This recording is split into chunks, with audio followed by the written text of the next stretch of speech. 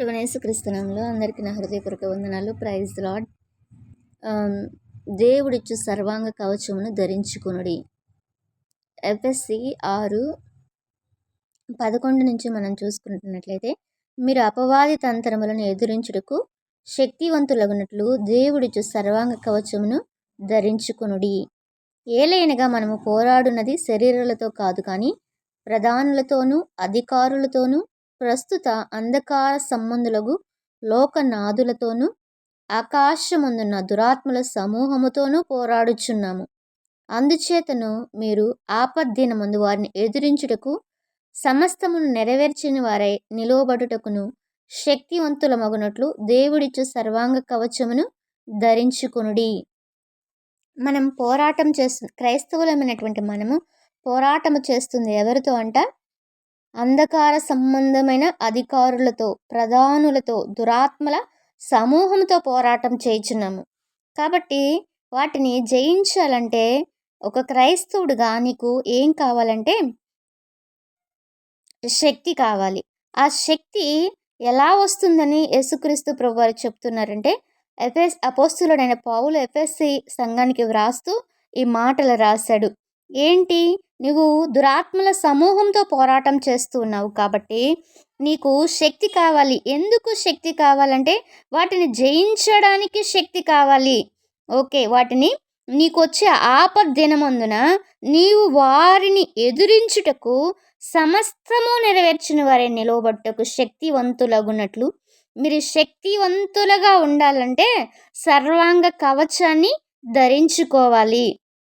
సరే, సర్వాంగ కవచంలో దేవుడు కొన్ని విషయాలు చెప్పాడు. మరి అవేంటో ఇప్పుడు చూద్దాం.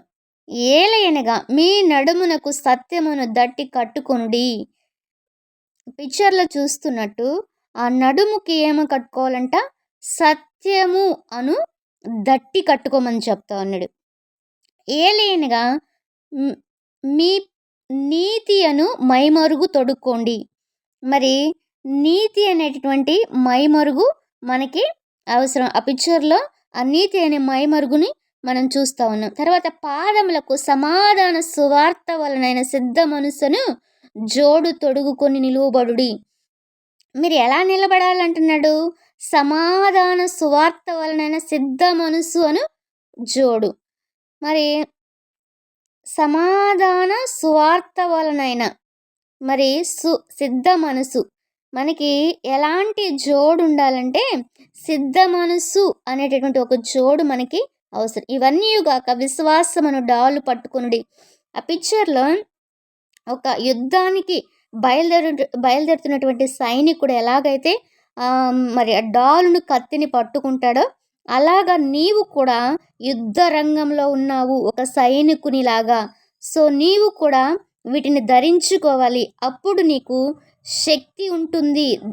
ఎవరిని జయించడానికంటే ఆకాశమందుల దురాత్మల సమూహాన్ని నీవు జయించాలి అంటే నీకు శక్తి కావాలి. ఆ శక్తి ఎలా వస్తుంది? నీవు సత్యాన్ని కలిగి జీవించాలి. దాన్ని నడుమునకు దట్టిగా కట్టుకో. సత్యం మిమ్మల్ని ఏం చేస్తుంది? స్వతంత్రులుగా చేస్తుంది.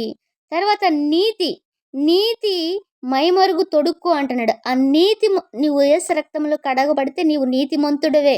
నీతి మరణం నుండి తప్పిస్తుంది అని రాయబడింది. మరి నీతిని గురించి అనేక విషయాలు బైబిల్లో రాయబడ్డాయి. తర్వాత సమాధాన సువార్త, సాధ్యమైనంత వరకు మనుషులతో సమాధానంగా ఉండండి అని చెప్పాడు. మనకి సిద్ధ మనస్సు అనే జోడు అవసరం. తర్వాత విశ్వాసం అనే డాలు పట్టుకొనుడి. డాల్ ఎందుకు ఉపయోగపడుతుంది? యుద్ధంలో శత్రువులు ఉపయోగించేటటువంటి ఆ బాణాలను ఎదుర్కోవడానికి మరి డాల్ ఎంతగానో ఉపయోగపడుతుంది. మీరు దుష్టుని అగ్ని బాణములన్నిటినీ ఆర్పుటకు శక్తివంతులు అవుతారు. నీలో ఎప్పుడైతే విశ్వాసం ఉంటుందో నీకు వ్యతిరేకంగా మనుషులు లోకంలో మాట్లాడే ప్రతి మాటను జయించే శక్తి ఆ విశ్వాసం ద్వారా నీకు కలుగుతుందన్నమాట. మరియు రక్షణయను శిరస్త్రాణమును దేవుని వాక్యమును ఆత్మ ఖడ్గమును ధరించుకొనుడి. దేవుని వాక్యము ఖడ్గంతో పోల్చబడింది. మరి అపవాది కూడా వాక్యాన్ని దేవుడు ఉపవాసం ఉన్నప్పుడు అపవాది వాక్యంనైతే పట్టి దేవుణ్ణి ఎదిరించినప్పుడు అదే వాక్యంతో మరలా యేసుక్రీస్తు ప్రభువు మరి అపవాదిని గద్దించినట్లుగా చూస్తున్నాం.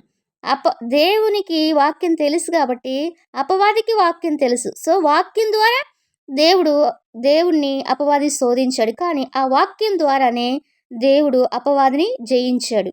కాబట్టి నీ శోధనలో నువ్వు జయించాలంటే నీకు వాక్యము అనే ఖడ్గము అంటే అది నీకు బాగా తెలిసిన వాక్యం నీ నోట బాగా నీ హృదయంలో ఉండాలి. నీ నోట ఉండాలి. అప్పుడు నీవు అపవాదిని జయించుటకు శక్తివంతుడువు అవుతావు. కాబట్టి ఈ దేవుని వాక్యము మనలో ఎప్పుడైతే ఉంటుందో అప్పుడు హృదయం నిండి ఉన్నదాన్ని బట్టి నోరు మాట్లాడుతుంది. కాబట్టి మన హృదయములో, మన మనస్సులో, మన అంతరంగంలో ఏముండాలి? దేవుని వాక్యం ఉండాలి. రక్షణ నిరీక్షణయను శిరస్త్రాణము. రక్షణ శిరస్సుకు ఒక కవచంలాగా ఇవ్వబడింది. మరి నీ రక్షణను భయముతోనూ, వణుకుతోనూ నువ్వు కాపాడుకునే